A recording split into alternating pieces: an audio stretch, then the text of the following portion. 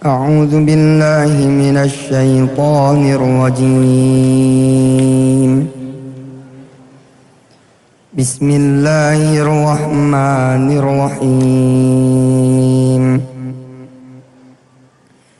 هل أتاك حديث الغاشية وجوه يومئذ خاشعة عاملة ناصبة تصلى نارا حامية تسقى من عين آنية ليس لهم طعام إلا من ضريع لا يسمن ولا يغني من جوع وجوه يومئذ ناعمة لسعيها راضية في جنة عالية لا تسمع فيها لاغية فيها عين جارية فيها سرر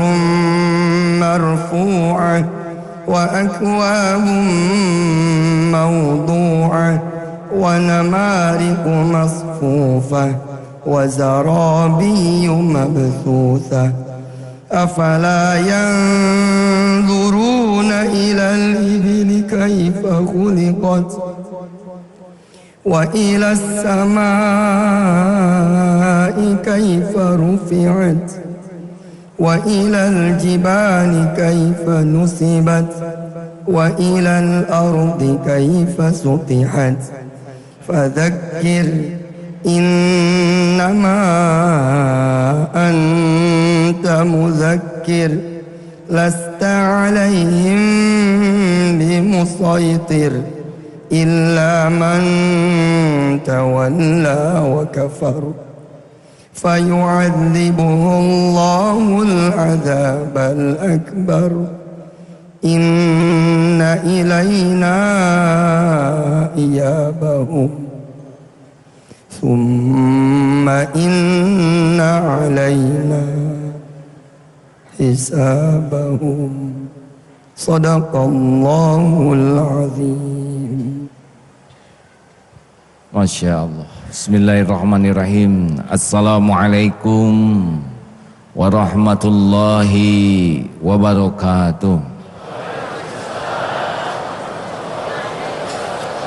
Subhanallah walhamdulillah wa la ilaha illallah wallahu akbar la hawla wa la quwwata illa billahil aliyyil azim. Allahumma salli ala sayyidina Muhammad wa ala alihi wa ashabihi ajma'in. Ya Allah, ya Sami ya Bashir, Allahumma aftah lana hikmataka ya Rabb wansur alaina rahmataka ya dal jalali wal ikram. Allahumma nawwir qulubana binuri hidayatik kama nawwatal ardu binuri syamsik abadan abada birahmatika ya arhamar rahimin. Allahumma inna nas'alukal huda wa tuqa wal afafa wal ghina.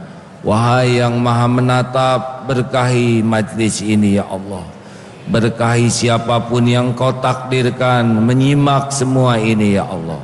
Jadikan pertemuan ini menjadi cahaya bagi kami ya Allah, menerangi hati yang gelap gulita, melapangkan hati yang sempit, menyembuhkan hati-hati yang berpenyakit.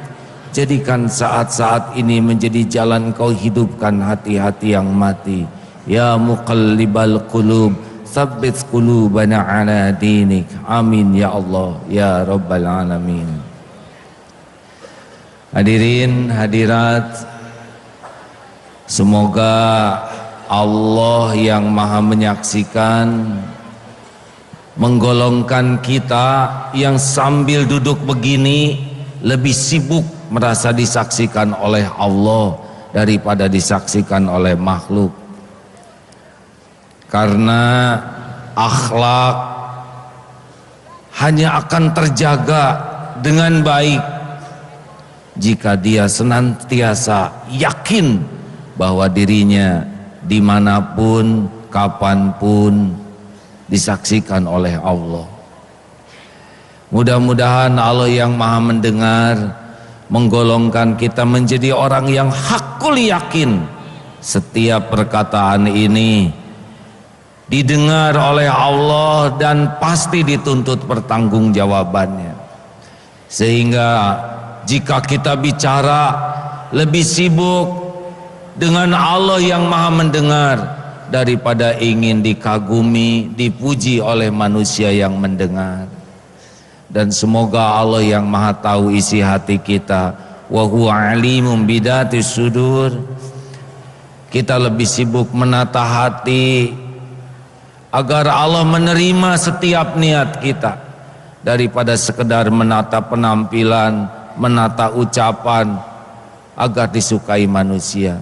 Karena tidak ada yang tersembunyi di sisi Allah, dan Allah hanya menerima segala sesuatu yang hanya karena Dia.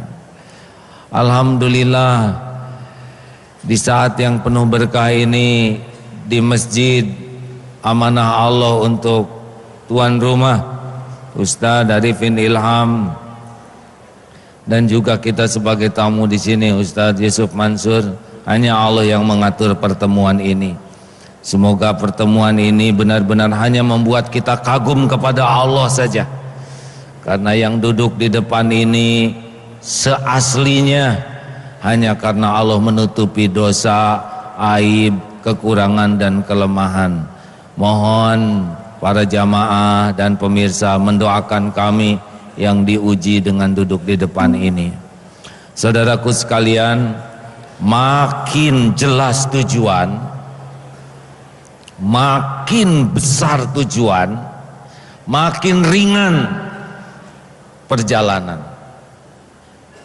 Contoh sederhana, ini majelis ini, datang ke sini itu pasti mengeluarkan tenaga, mengeluarkan biaya, mengeluarkan pikiran, belum lagi macetnya, itu menguras mental. Tapi karena sudah jelas tujuannya, tidak menjadi berat mengeluarkan ongkos, waktu, tenaga. Benar?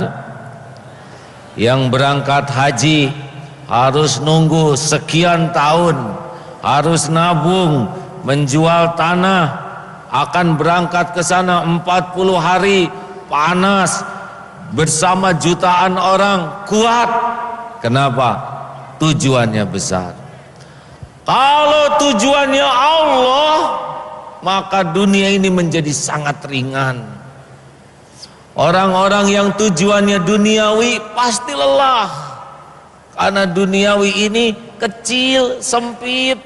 Makanya orang yang pecinta dunia cenderung sikut-sikutan satu sama lain. Termasuk orang yang belajar agama, yang berbicara agama, tapi hatinya cuma dunia, pasti sikut-sikutan satu sama lain. Tapi yang cita-citanya Allah Subhanahu wa ta'ala, rahmat Allah maha luas, ampunan Allah maha luas, pemberian Allah tiada bertepi. Siapapun yang bertujuan Allah, dia tidak akan sikut-sikutan dengan orang yang sesama beriman. Benar? Mau apa?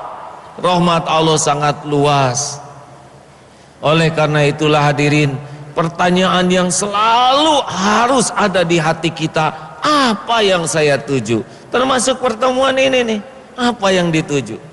Kalau duduk di depan begini, apa yang dituju? Periksa, periksa. Ingin dilihat orang, terus orang kalau lihat kita mau apa? Sama saja. Ingin dipuji orang, puji, caci, ember jatuh, sama, hanya getaran udara.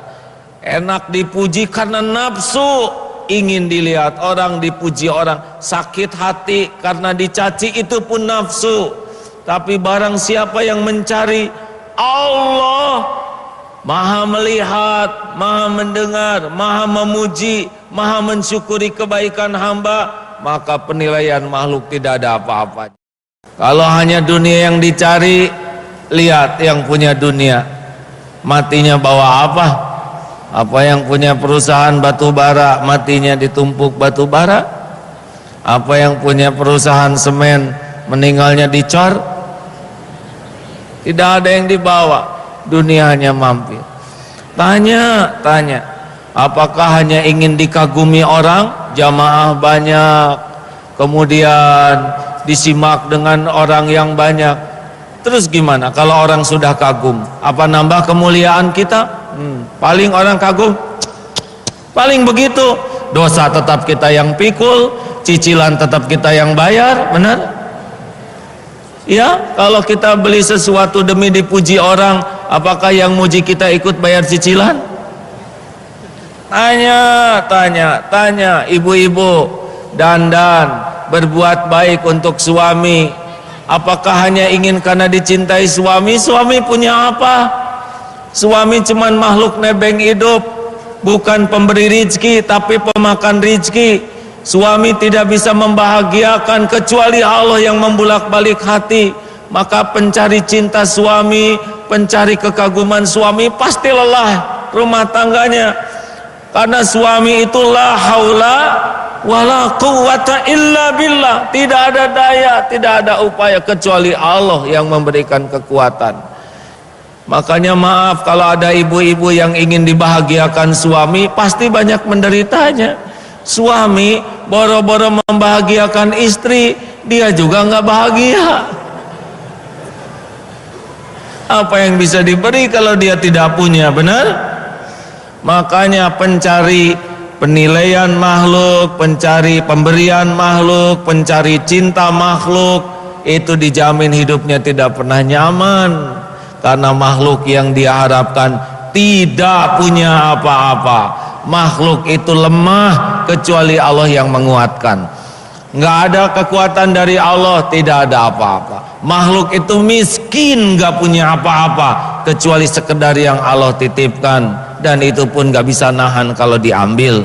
Makhluk itu bodoh kecuali sepercik ilmu yang Allah titipkan, itu pun kalau dibikin lupa udah nggak ingat apa-apa. Makhluk itu berlumur dosa kecuali Allah yang mencegah dari dosa, Allah yang nutupin aib-aib, dan Allah yang ngapusin. Pokoknya bergantung kepada makhluk, berharap kepada makhluk, itu tidak akan berbuah akhlakul karimah.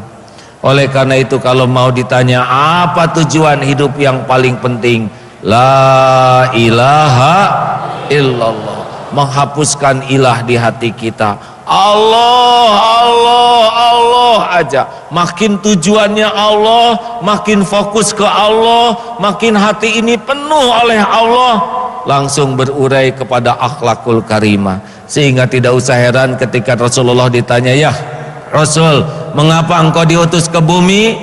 Innama bu'itstu liutammima makarimal akhlak. Sesungguhnya hamba diutus ke bumi hanyalah untuk menyempurnakan kemuliaan akhlak. Siapa yang Islamnya paling benar, pasti yang akhlaknya paling baik. Siapa yang imannya paling kokoh, pasti yang akhlaknya paling mulia. Siapa yang pemahaman Islamnya paling benar, lihat akhlaknya. Siapa yang ibadahnya paling bagus, saksikan kemuliaan akhlaknya. Ilmu, ibadah, semuanya mengerucut kepada akhlakul karimah. Dan akhlakul karimah tidak akan terjadi ketika hati hanya berharap dari makhluk. Mungkin akhlaknya budi pekerti dengan manusia baik, tapi belum tentu diterima di sisi Allah. Karena orang yang berbuat baik demi agar orang muji, agar membalas, dia tidak termasuk akhlakul karimah. Akhlakul karimah adalah akhlak yang benar-benar lillahi ta'ala, putus harapan dari makhluk, hanya memberi, tak harap kembali. Mudah-mudahan awal dari perbincangan ini membuat kita jelas kekuatan kita menghadapi hidup tergantung besar dan hebatnya tujuan. Makin Allah yang dituju, makin enteng menjalani hidup ini. Subhanallah. Begitu Ustaz? Subhanallah, alhamdulillah. Semoga Allah senantiasa mencurahkan rahmat dan keberkahan bagi kita semua di bulan suci Ramadan ini. Ya, pemirsa, setelah sama-sama tadi kita mendengarkan tausiah dari guru kita Kiai Haji Abdullah Kim Nasyar. Selanjutnya kita akan mendengarkan pencerahan dari guru-guru kita yang juga subhanallah hadir bersama kita di majelis yang berbahagia ini. yaitu Ustadz Arifin Ilham dan juga Kiai Haji Yusuf Mansur. Subhan, ampuni kami ya Allah. Terima kasih nikmat-Mu ya Allah.